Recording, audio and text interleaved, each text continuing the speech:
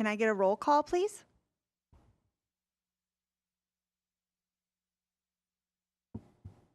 Ebbett Ellis, Here. Anna Rashesh, Here. Sihama Mehdi, Here. Jennifer Cannon, Here. Jennifer Aranda, Trenton Garretts, Here. Sebastian McDougall. Here. Thank you. I will now read the land acknowledgement.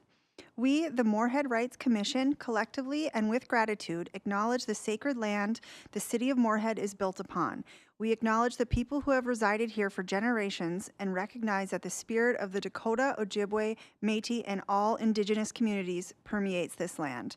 The contributions of the Indigenous people shall not be forgotten, nor will the success that is achieved by the people of the land. We will continue to educate, advocate, honor, and unite for Indigenous people of this land. In your packet is the minutes from last month. Can I get a motion to approve the minutes from August? I'll motion.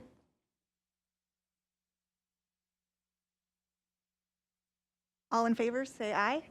Aye. All opposed, same sign. Okay, moving right along. We have a guest speaker today, Brandon Beatty, the Executive Director from the Indigenous Association. Welcome, Brandon.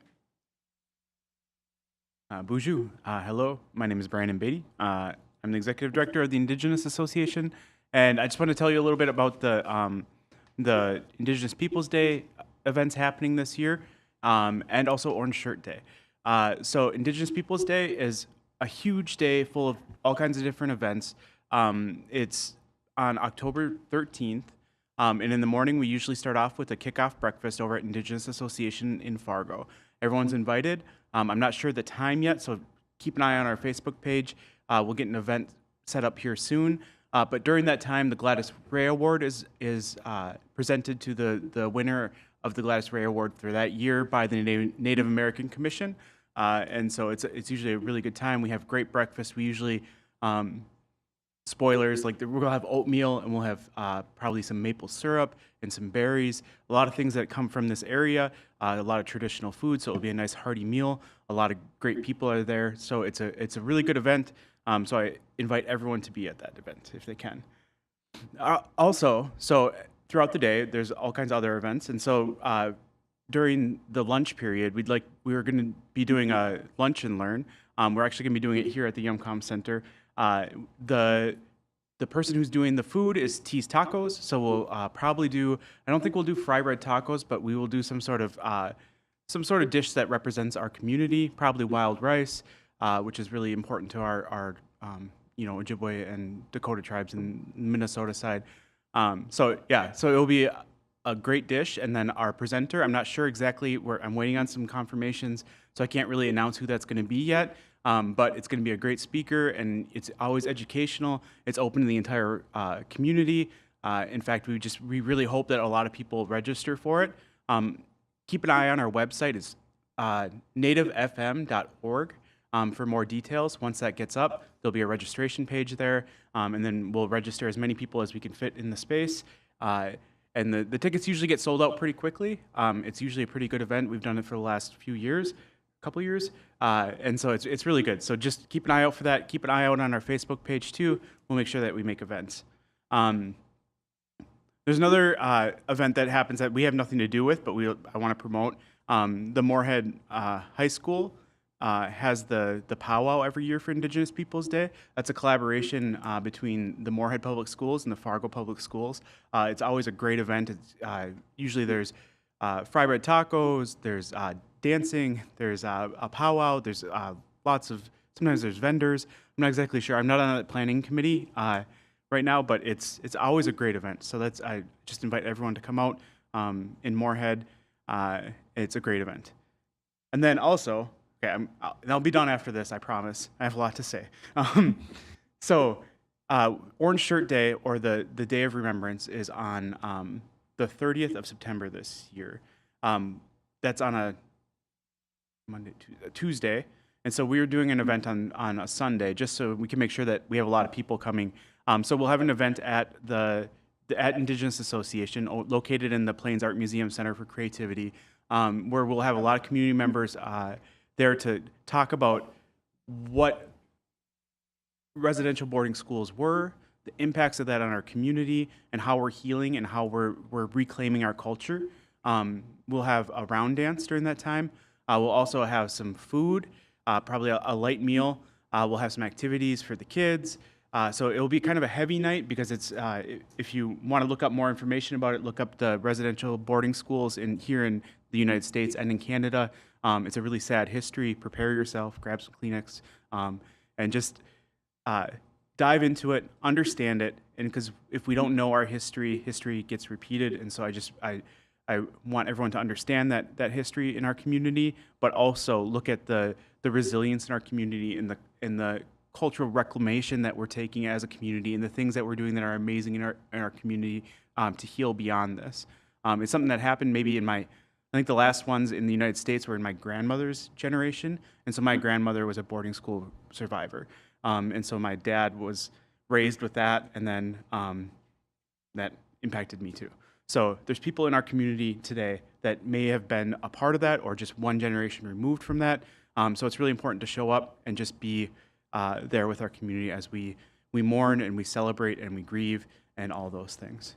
That's over at Indigenous Association on the 28th. And then on the 27th, if you want to make a ribbon skirt, we're doing that's at 4 p.m. And then the ribbon skirt making is the day before on the Saturday. So if you want to make an orange ribbon skirt for the Day of Remembrance, you can show up at 1 p.m. at Indigenous Association. We'll have materials provided. You can make an orange ribbon skirt, and you can wear that at the event the next day.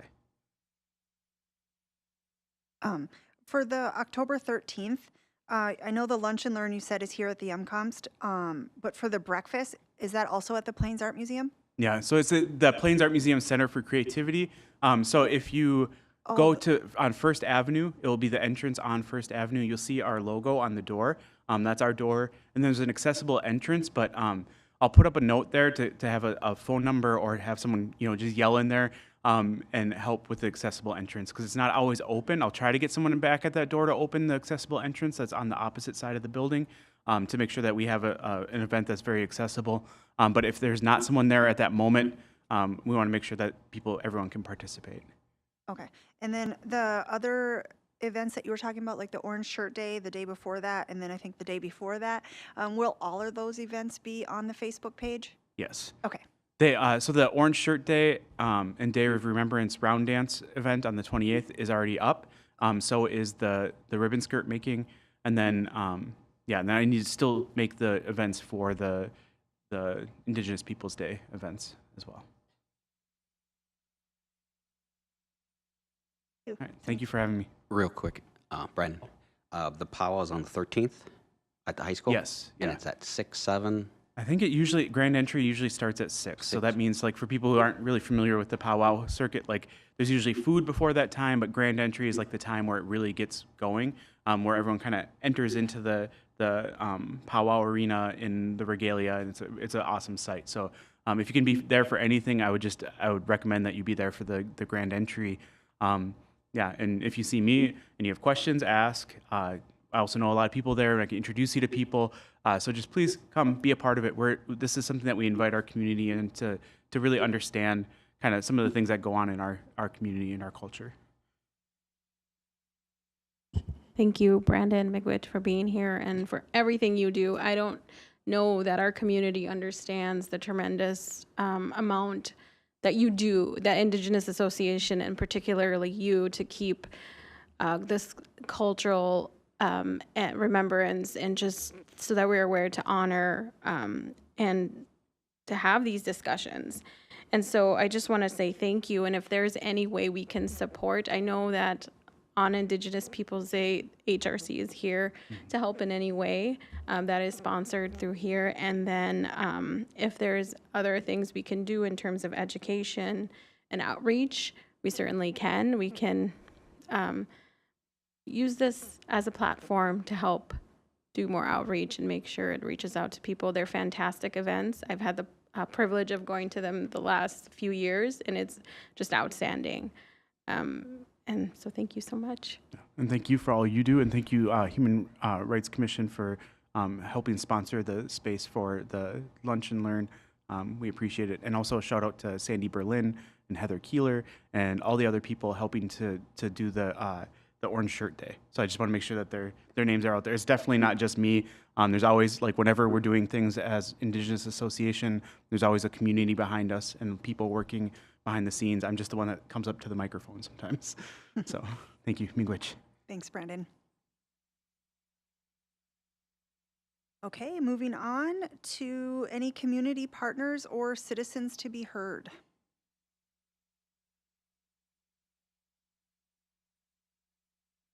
Okay, if not, I will hand it over for a law enforcement update from Officer Allfelt.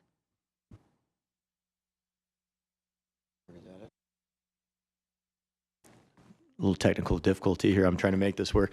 Assistant Chief Bill Offeld was just asked to be at our Human Rights Commission. It's my first night, so the update I have now is that I'm your new liaison to the police department. I come from Fargo. I was there for 23 and a half years, retired as the Criminal Investigations Division Commander, Captain. But throughout my time in Fargo as part of our community engagement team, I helped found our community engagement team, and I spent a lot of time on at HRC meetings over there too. So I'm happy to be here, and I'm happy to see how your meetings work and how they go, and learn about it, you all. So that's the update for today. Thank you for having me here. Thanks for being here. Okay, regular business.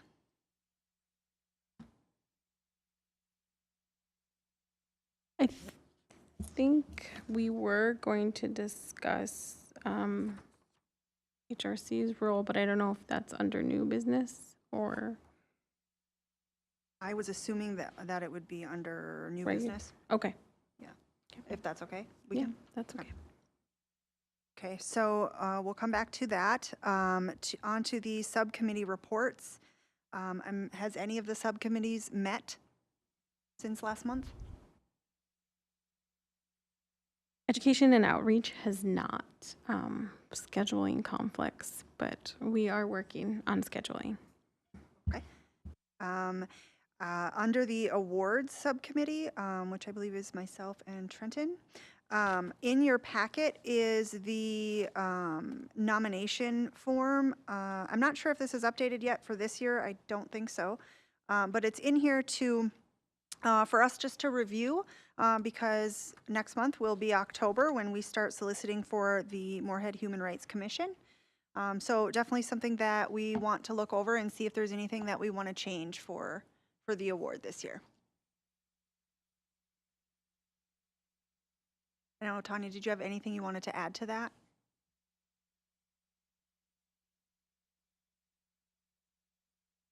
I just wanted to make sure to get it out there and for us to have the discussion, because I think usually by the time our October meeting comes around, it's pushing up against the deadline for getting the information out so we can get submissions in. So I just wanted to make sure that we all could take a look at it and make sure that we're, if I think I did update that human rights. It is. I just didn't know. I don't have a calendar in front of me, so I wasn't sure. Nope. And so, yeah, I just wanted to Okay. make sure that we had it on our radar and that we were looking at some of these dates so that we can move forward at October and not be pressing against the deadline. Yeah, for sure. Yeah. Yeah. And I see here we'll want all nominations in by November 4th. And then the recipient will be recognized on December 8th. Do we have awards, physical awards left over? Yes, we do have the same, like the ones that were Okay. created for this How event. many? We have 4. Okay. All right. So then what we have been doing is looking at how many nominations we receive and then, reading through them, and then depending on how many people are selected, give out as many awards as we can as people are selected. So, with 4, I think we should be fine. Okay. So then for the awards committee, Trenton will probably want to sync on the wording of this, make sure everything is where we want it to be. And then we can discuss as well the selection committee. I think we've used the same folks for the last 2 years, so we might want to look at mixing that up a bit. Okay, reports, announcements, or upcoming events.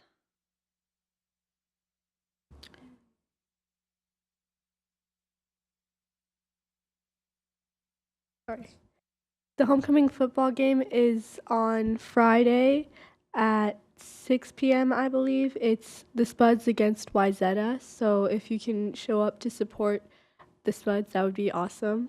There's also a parade at 3 p.m. That's always a good one to go to. It's very fun to watch and see all the floats and people advertising their programs and projects in the parade. So please try to show up to those. That would be awesome.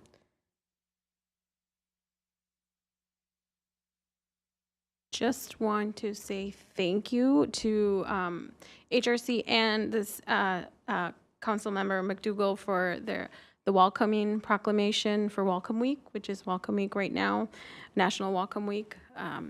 And it was a great event, just the Greater Moorhead Days event, and all in all, all the events happened just with, there was some nervousness about safety and stuff, but it just went really smooth with the Parks Department and their organization, and then the Welcome Week social afterwards at M State. Great turnout, great events, celebrating everyone in Moorhead. So those were wonderful this past couple, starting September 5th through the 12th, I believe. So that was great to see. Other than that, tomorrow is the longest table, and it's going to be held at Trinity Lutheran on 8th Street. And that is everyone, anyone from Dilworth, Moorhead, or really anyone from Fargo even coming together and sharing a meal. And this year's theme is hunger and access to food. So we'll have discussions through the evening about that. And this is a completely free community meal, and there's also prizes given out as well. It was for registration, but we always welcome people that haven't registered either, just to come and have a meal and connect with others.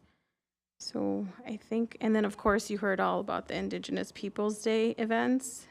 And Pangea is November 15th, and that is a wonderful celebration here held by the Historical Society and other partners from 10 a.m. to 4. And in the past, HRC has had a hospitality room. I don't know if we want to continue to do that, volunteering as giving out water and snacks and stuff just to help the organizers of Pangea.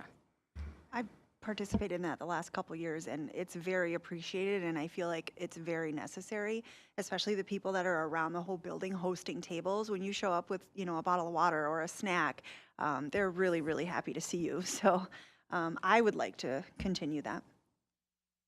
We can put that on for the October agenda for us to discuss, and I'll reach out to the new director at the Clay County Historical Society since Maureen is no longer there, and I will get something set up. Awesome, thank you. And I just want to echo what Siham said about Welcoming Week. It was absolutely phenomenal. Thank you, Anna, for doing the parade with me and my family. It was a great turnout, and the social was fantastic. There were performers there, and it was just great. And I do just have to share that I had some little kids with me, and during some of those performances, their face was like this. How can I do that? So it was really beautiful. So, okay, moving on to, or I guess, any more announcements or upcoming events?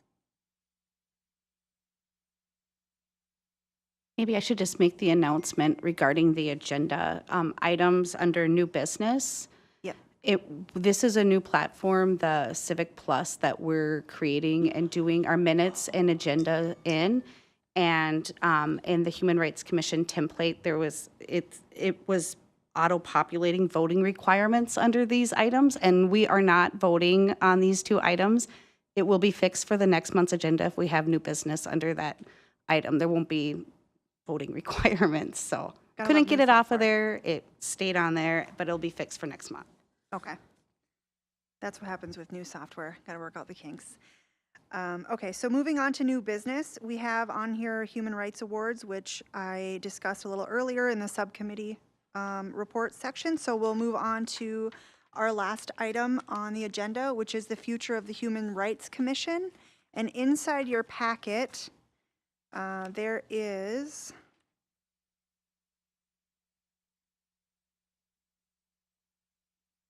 a rules of practice and procedure of the Moorhead Human Rights Commission. And I know that there were some things that were brought up about the purpose and the goals of HRC, so I want to open that up for discussion.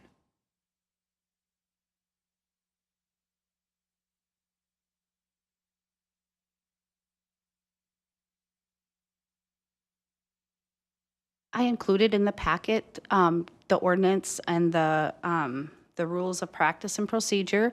And then also in 2015 or 17, 2015? there was kind of the same questions arising from the commissioners at that time. And Tia, who was the staff liaison at that time, had gone through and researched and did a report for the commission stating, you know, what other cities in the state of Minnesota are doing with human rights and how they have their meetings set up. And then I had our intern just like update on that last page of just if those cities still have the HRC and some of their common activities across the cities. Just so that we have an idea of like what other cities are doing, what their role is with the HRC, and just to maybe provide some background and information to go along with those questions.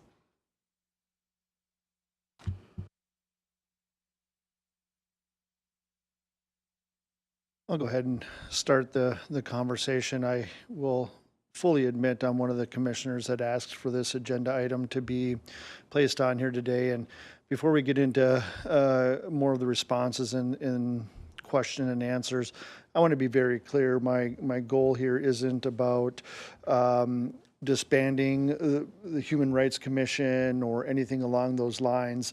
But I think it's no secret that since I've joined this commission over a year ago, I've asked this question repeatedly. What is our goal? What are we trying to accomplish? I think I have a good understanding, but I think as a commission and even as a city leadership group, there isn't a true direction of what we should be doing and where we should be going. And I volunteered to be part of this commission because I'm passionate about human rights. I want to see action. I want to see things that we can point to. And frankly, I'm getting a little tired that every time I come to a meeting, the only thing we really have action on is our minutes. I mean, and I understand we can't vote on a lot of things, but there's still other actions we can do. But that's it. I mean, our reports from our committees are pretty much the same. Everything has just been kind of the same. And I guess I'm challenging us to do a little bit more, but I'm not exactly sure what that looks like. And I don't think there's anything wrong with challenging ourselves to do more at all. I think in the past few years that I've been a part of the commission, I joined during the pandemic and we were all online and there wasn't much going on. So it took a lot to adjust. What I've seen is that there are community members and organizations that are really looking for a platform to share their information.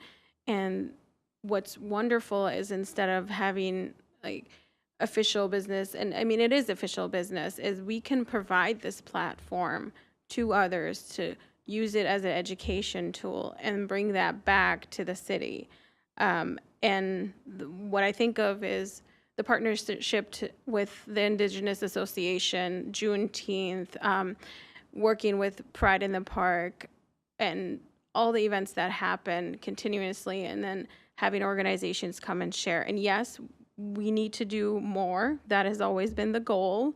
However, because with the precedent that was sent where we discuss events and we essentially volunteer for them, nothing else has been. I'm just letting you know the history has really changed since then. I appreciate bringing in all the other cities and what they do. There is there is other reports, like Michael came last month, Michael Burson, discussed the other reports that are available, talking about different cities in the country with human rights commissions and what they do. So there is certainly ways we can compare and see what else can be done. Just, there are so many new faces on the commission, which is exciting. So that gives the opportunity to see what else can be done.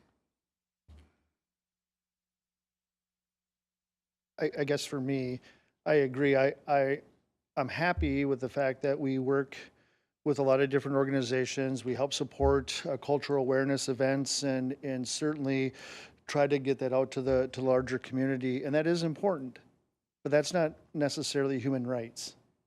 Human Rights Commission, in the way I understand it, is more about if Brandon wasn't allowed as an Indigenous association to host an event because of it's an Indigenous association, that's a human right.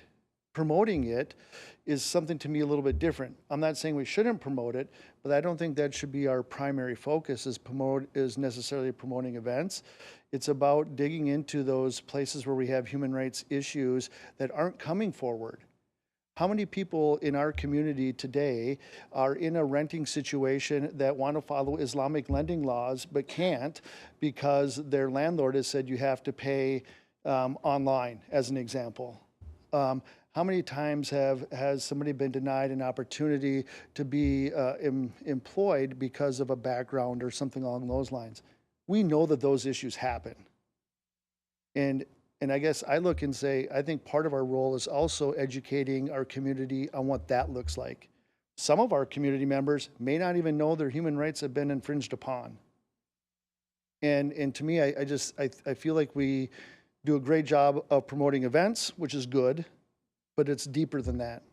It should be deeper than that, in my opinion.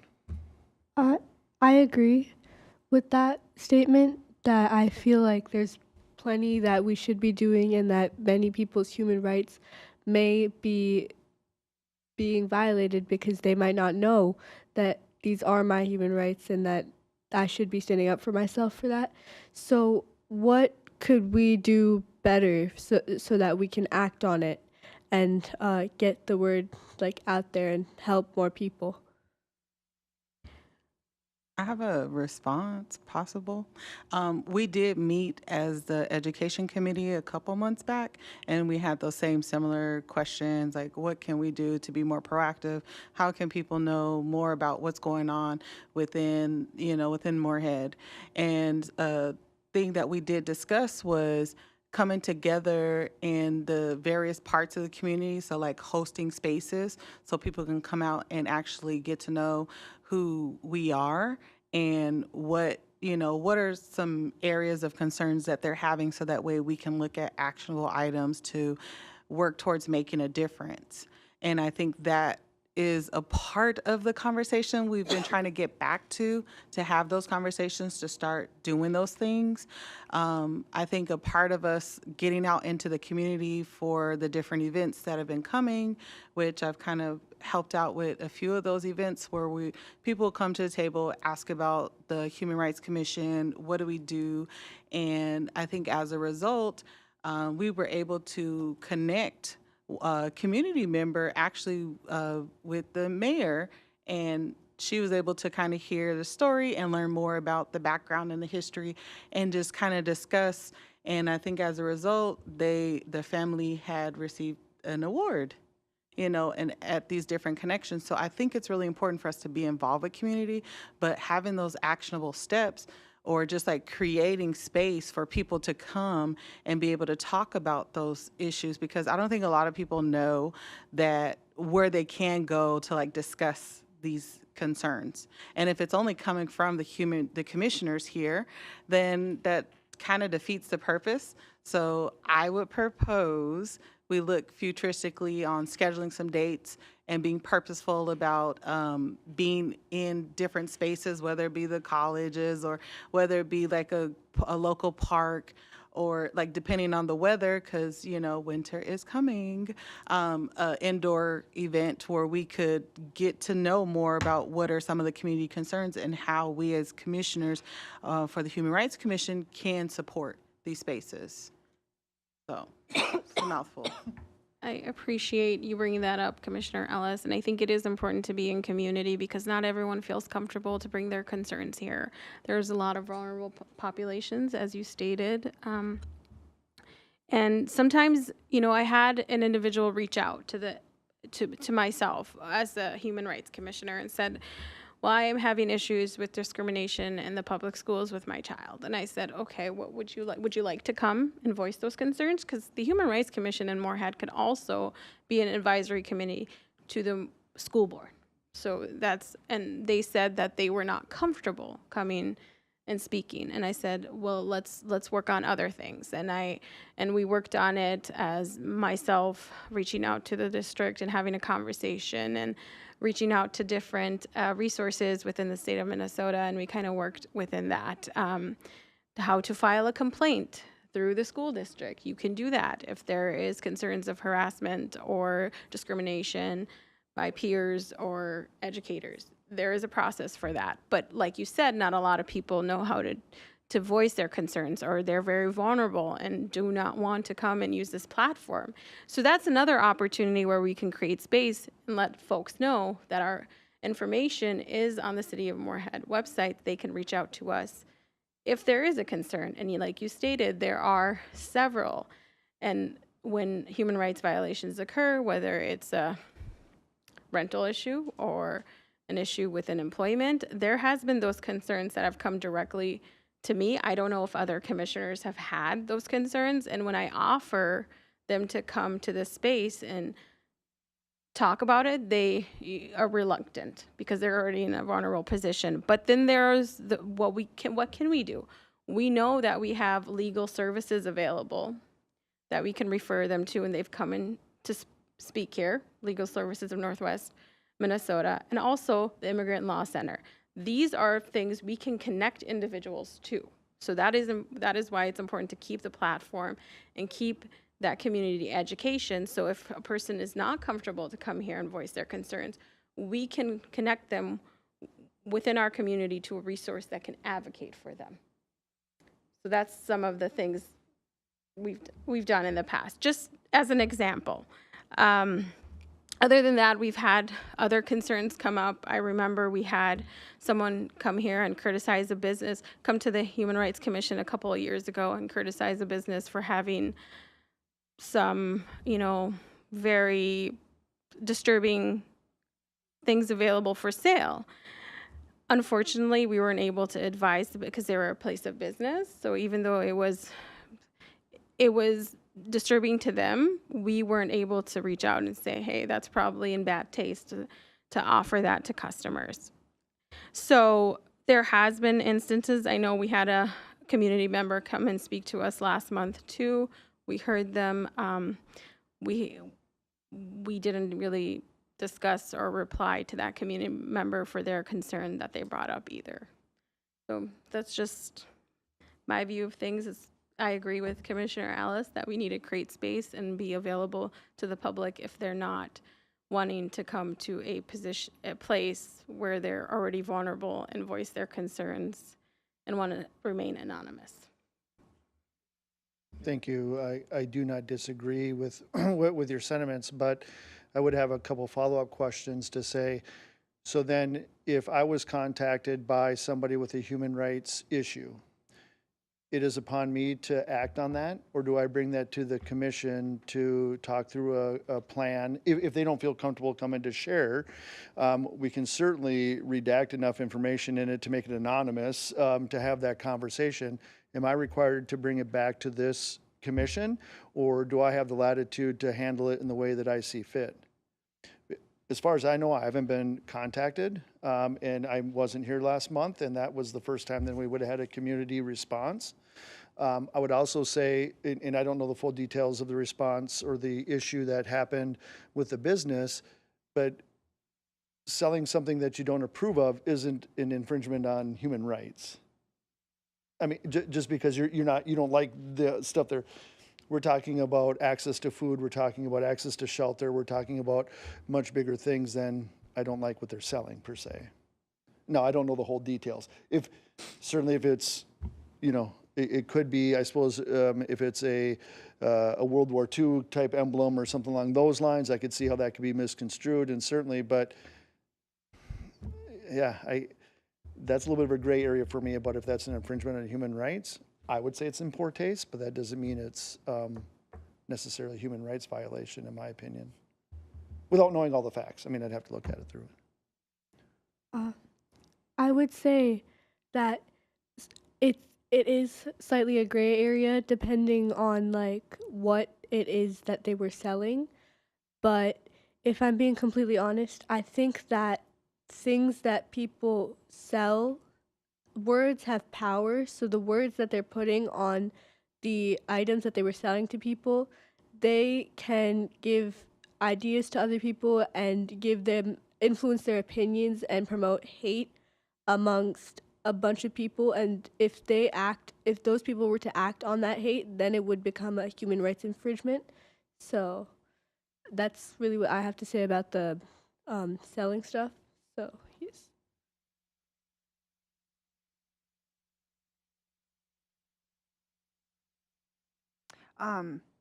Just kind of listening to everyone and listening to different ideas.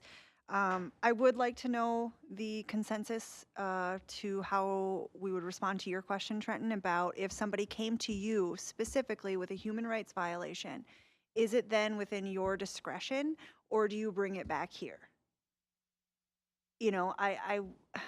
Because part of me is thinking I would bring it here and then we as a group would come up with an answer. But if someone's coming to me and saying I was discriminated against by this, that, and the other, and I know of a resource, I'm not going to say, wait until I meet with the human resources and then I'll help you. I mean, if I knew of the resources, I would provide those resources.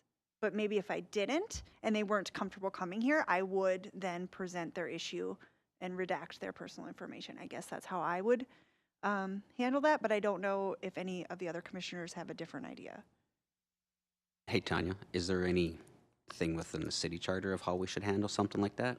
I mean, you could be completely right, Jen, and I would be completely fine with that on certain levels, but depending on the level of the issue, you don't want to overstep because then you personally possibly could be legally bound to whatever result could come up, which could be pro or negative, and I don't know if you want to put yourself in that type of a position.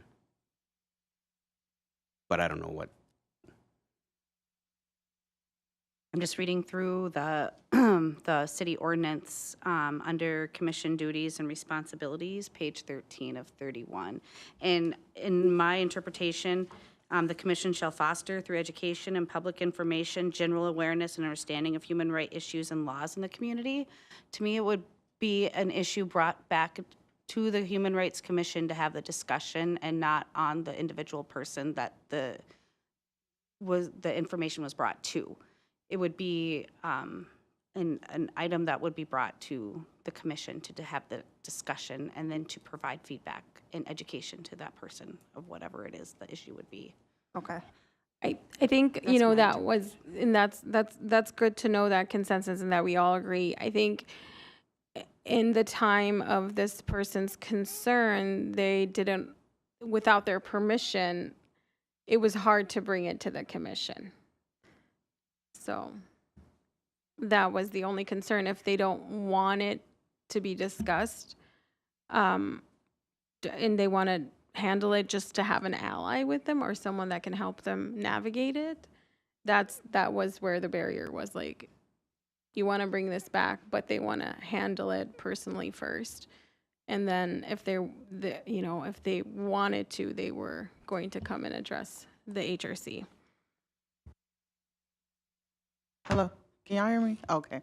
Well, what I would just add to that, or just so that way it covers us, especially legally, is that I ain't no lawyer, I'll just put that out there.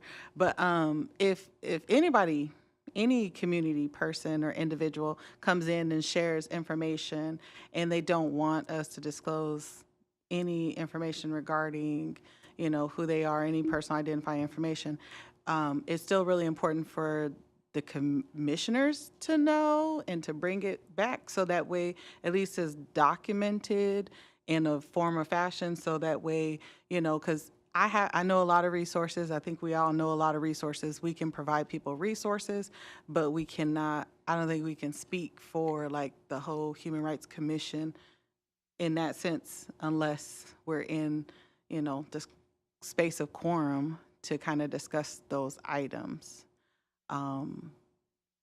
And that's kind of what I gather. The reason for me speaking about some ideas we had is because there are a lot of issues that may have been happening around community that people maybe haven't had access or can't make it to the Come Center to disclose that or provide information for us to be more visible in those spaces as we can. So maybe possibly creating a calendar of times and places where we can either be or maybe even partner with other folks in community to potentially host the Human Rights Commission or something of that nature to have a circling space where people can come prior to these meetings so that way we get the information, we can kind of all talk about it and offer some kind of resources or supports if we're able to, and also, see what the legalities are behind those things. If that's something that you're kind of thinking of, or if it, or like, is there something that you're looking for the Human Rights Commission to actually do more of, or? To me, this is really in open form. An open forum to have this discussion. I mean, it's not about me and what I'm thinking necessarily. It is more about we understand and know that there's issues that are going on and happening throughout our community. As a person with a vision disability, I am discriminated against at times, or I've had my human rights potentially impacted because of my vision, because somebody doesn't have low vision, things, or, to help me be able to see prices at a grocery store or something, as an example.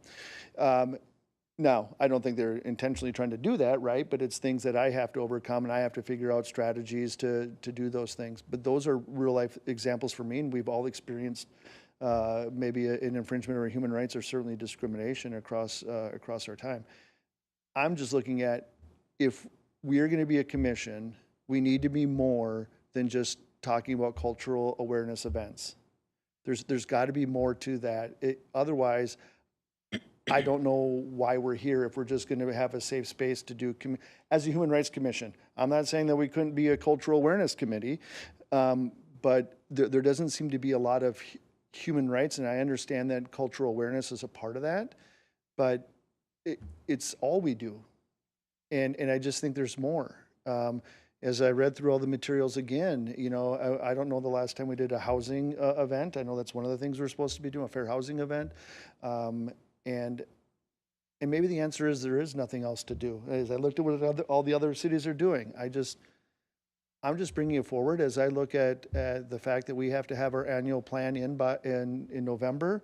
This to me is a good time to start having this conversation and to start challenging ourselves to think a little bit bigger and broader. And by the way, this is not a negative comment towards past presidents or past commission members at all.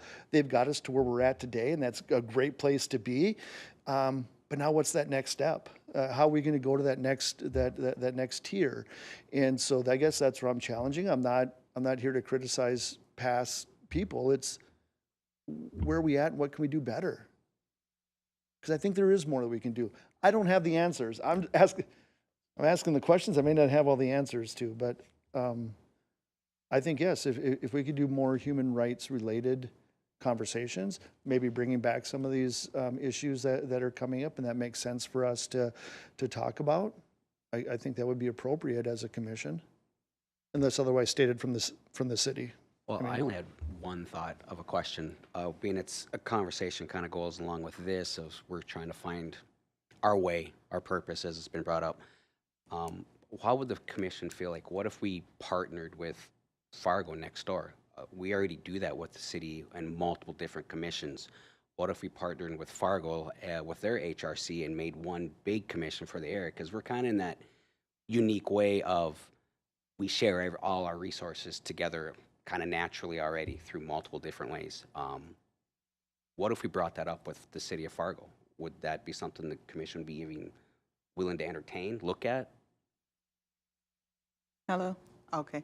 My only concern, which I have no issues with Fargo at all, but my only concern would be those things that are happening in the city of Moorhead currently that we have not looked at, or looked at specifically for Moorhead specifically. So, I mean, I think it'll be good to partner in different areas, but to completely make it, a larger than, what is currently had could potentially, there are some risks and then there are some rewards in having more. But with that also becomes a space where a lot of other people may feel like, oh, well, it's Fargo and Moorhead, it's all together. So there could potentially be some issues like that are not Moorhead related that may be overshadowed. There could certainly possibly be that, but I don't know if that would be the way all the time. I mean, there's always possibilities of things, but like we work together with MetroCog and filling out how we do road systems and everything else. It's all one big unit to help the entire area. It's just a thought of they might be stuck in the same type of boat we are, where they're floundering a little bit too, like just like us, and maybe we can get together as a group, both groups together, and be one big thing of helping everyone find their ways through, not solely just work on Fargo, not just solely work on Moorhead, work together, and if there are specific issues per each individual city, yeah, address it as a group, not just as a blanket entity of, well, no, we're not going to do that because that's a Moorhead issue. It still would have to apply to Moorhead issues, Fargo issues, because of whatever's happening in Moorhead is guaranteed you happen over in Fargo as well, so they're going to have the same issues. It's like one thing, like, when people purchase a home, if depending on where you purchase it at, on the Fargo side or the Moorhead side, they have their different positives, and there's also there's different things that are available. And so, I mean, I think it's great. And just keep in mind, like, I'm new to the commission as well. I've only been here for several months, and I feel like this is just a beginning conversation of what we can do as a commission to, we see the gap, and I would hate to have this conversation again next year. Oh, what do we do? And it's like, I do a lot for a community, so I don't want to just be here, and just that. So I get what you're saying, and I understand it, and I feel like that all of the things that we talked about as a collective, those are some things that we can do. We can look at the partnerships, but we also got to look at what our investment can be, like prior to those meetings, outside of those spaces, scheduling, but we also have to be available or try to make available our time to actually do those things. So a commitment. Yeah, Commissioner Ellis, thank you so much. And I want to come back to what you said, but I want to answer Sebastian real quick, Commissioner McDougall, and that is, I think there could be some real good power in connecting with a border city if we have a like-minded agenda, whether that's trying to tackle access to transportation, childcare, human rights issues within housing, whatever that might be. Otherwise, I would be a little concerned that Fargo would try to overtake us and we would become a second tier to what's going on in Fargo. I would be fearful of that. But if there is an overall, sweeping issue that we're having to deal with, homelessness, those types of things, that I think it would be good for us to collaborate more and do those. As an example, Commissioner McDougall, you brought up MetroCog. We should be talking about that. They're cutting a ton of routes. That could very much be a human rights issue, and they're upping fares. And less people are going to be able to get around town and get to where they need to get to, potentially even their job. It's a whole nother barrier. That could potentially be a human rights issue, and yet it hasn't hit our radar yet. And those, I think, are the things that I want to tackle and talk about. Like, what does this look like? And provide the guidance to Moorhead or Fargo or whoever that these are some of the impacts that could happen when this goes. It may not change anything, but we're there to help be that extra step to say, be careful what you're doing here. There's some unintended consequences you haven't thought through on, potentially. And I definitely like the idea of collaborating with Fargo, for some of those shared issues that we're both dealing with across the river. But going back to, people that are coming forward that aren't comfortable coming to us here, they're certainly not going to be comfortable when the commission is double in size. And so I'm kind of thinking, you had mentioned earlier about maybe partnering with different groups in the area. What if we, and I don't know if there's any rules on where we host our HRC meetings, if they have to be here. And I wonder if we could look and see if that would be an opportunity. Maybe we go out into the community to some of, these different groups that will house us, and we go have our meetings there where people are on their own turf and they might feel more comfortable bringing their issues forward. If they're not going to come to us, then why don't we go to them? In just thinking of, the human rights violations that people maybe aren't aware of or they're not willing to bring in front of us. So that's an idea I'd like to put on the table. Probably have to look into that to see if that's something that we could do. The other idea I had, what about like a human rights connection hub or something? Like, we have this time set aside for people, community members to come and, get connected to resources, or we have enough people that come in and share about their businesses and what they do for human rights. And if we can compile some of that compile some of that material and have it, at the ready, like a hub, that might be impactful. Those are some of my ideas. I had something to like an idea. So, what if this is coming back to the two commissions joining together thing? What if every 6 months or so when we have our meetings, we could do a meeting at either here or at Fargo City Hall with their commission and just check in to see if we have any joint problems together. So like every 6 months or something like that, talk about shared issues that we might have. So because that way we can still focus on Moorhead's problems individually, but we can also, if we needed to, band together with Fargo's Human Rights Commission as well. So. Anything I think is possible. Right now, I'm just trying to throw out the idea first. We don't want to get the cart way in front of the horse here first, because Fargo could just tell us to go, yeah, sorry, we don't want to do that. It's just more of it was a question of, hey, is that even an option? Do we want to have staff reach out to Fargo and say, hey, is there a possibility to do some of this? That's, I guess, more where I was initially looking forward to. Great that we have a conversation on it, but is that something that we would want to even entertain? And if we don't like it, then we could still even back out on ourselves. I don't think there's anything wrong with reaching out and asking what they would be open to. So this conversation was had last year, and the former chair, I believe, of the HRC in Fargo did come to one of our meetings. We really try to coordinate that. Their meetings happen during the day on Thursdays. I think in order to coordinate collaboration, there needs to be someone designated as a liaison that can have that communication come back and forth, just because scheduling is so different between the two commissions. So that was the difficulty in trying to collaborate, is finding time to do that. But I think all that could still even be worked out in the end, no different than our current commissions that we have that collaborate together. I mean, everything could be changed and nothing's set in stone. That's the way I look at things. And if it's a possibility that could make both commissions better, hey, why not look at it? It could just fall flat on its face as soon as we ask. It's just more of, is that something we even want to entertain, like I said before? Even just to put our toe in the water, just to see what happens. I'd be happy to volunteer to reach out to Fargo.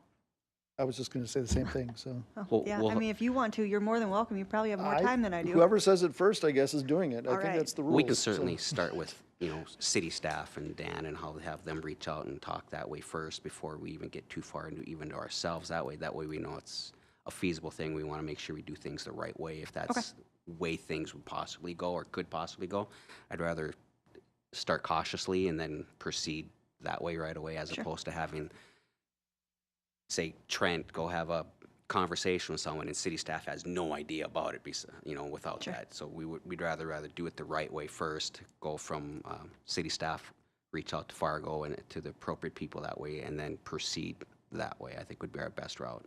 So that means you'll be reaching out then? No, I can definitely reach out. Okay. That or Okay. Dan or somebody else can reach out over. Yes, I can think have would that be- conversation and we can reach out and see what Sure.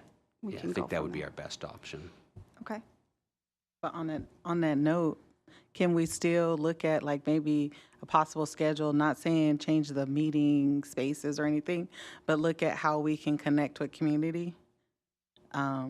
Like maybe put something on the books, like some schedules that work for all of us. We may not all be able to make it to all the same events, but at least having at least 2 commissioners at least present to kind of engage with like talking to community, just kind of listening to what they have so that way we could bring it back and have these discussions here, or whatever format we need to have those discussions. But then we can also still continue to highlight all of the things that are happening across the city. So. I like that.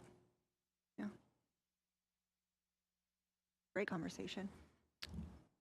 Yeah, certainly, have something if not every month, every other month, to have that open forum with a couple of commissioners to see who needs assistance or what human rights violations are within our community. I just want to point out that earlier this year, there were so many individuals that came out and said, we are really worried about immigration. That was a huge topic.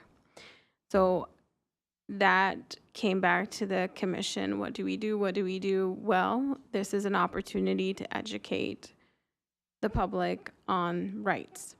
So we had, that is, yes, it's not necessarily we didn't have people come directly with immigration issues. There are individuals because that is the topic that a person dealing with immigrations does not want to come and be televised. We know that. So we were able to bring that and have a know your rights, what do you do kind of topic. And we knew that was a concern. And we knew we had that discussion, and we asked our law enforcement about it too, and we got an answer that law enforcement is focused on local law enforcement, I believe was the answer. So just things like that. Yes, we didn't have direct action, but that was an opportunity and a platform for us to say we have resources and we're here to listen and provide that to the public too, that can be watched. If anyone has questions or needs to reach out to that resource that can provide navigation of immigration issues. So just wanted to say that as we were discussing all the things. But yeah, having that opportunity for individuals, maybe it's an hour before our meeting that a commissioner or 2 can be here and say, okay, you won't be recorded and it won't be on YouTube forever, but you can come and talk to us and we can see if there's something we can discuss within the commission tonight or the following month. It's an option. I think that if we do something like that, which I think that is a really great idea, we just need to make sure that we get the word out so people are aware. And I think sometimes it gets lost in the, all of the events and things like that. But to your point, if we, some of us make an effort to go to these, different groups and different events with our name tags on, and when it comes up in conversation, word of mouth is very powerful. Just try to get us out there more. Help too. I'd be very willing, kind of like the I don't know if they still do it, but like the coffee with the mayor kind of thing. Yeah. You know, even if we had specific areas in town on occasion, doesn't have to be every month or anything, but I'd be more than willing to go anywhere and have conversations and listen. I mean, that's what I joined to do. I want to do stuff outside of just approving minutes. And so, yeah, I think all these are great ideas. I'm happy we've had this conversation tonight because I think if we all continue to have this conversation, we'll work towards, I think, something that's even bigger and better. Also add, sorry, I keep talking. I think it's important to keep in mind that people work in the daytime, they work in the nighttime, people are always working. So if we're flexible with our schedules and where we are, and like, I'm willing to go anywhere, not everywhere, but I'm willing to go to a whole lot of places. And so I think we need to step in that same thing and be in different spaces because this is our community and we need to make sure that people know and see so that way if they see us, they can talk to us. And that's where I've gotten a lot of folks coming to talk to me about their human rights concerns and issues. And I was able to convey that to the appropriate people, so that way these things can be looked at versus, I think maybe an hour before the meeting may not be the most appropriate time to talk about it right during the meeting, but if we could probably schedule it for the following month so that way we can have some actionable steps instead of like trying to scramble around. And it also can be on an agenda too, like to talk through, but those are just some thoughts. And talking. Lots to think about. So what I'm thinking, so Tanya, you will check and see about the requirements for where the meeting is hosted before next month. And then I suggest, this was a lot of really good conversation, taking this home and thinking about it and coming up with maybe some more ideas. And then for our next meeting next month, we set aside some time to make some decisions or, at least keep moving forward in that direction. That's my suggestion. Can we vote just because it says voting requirements on here and to make Tanya happy? Can we say yes or? Oh, all in favor? Aye.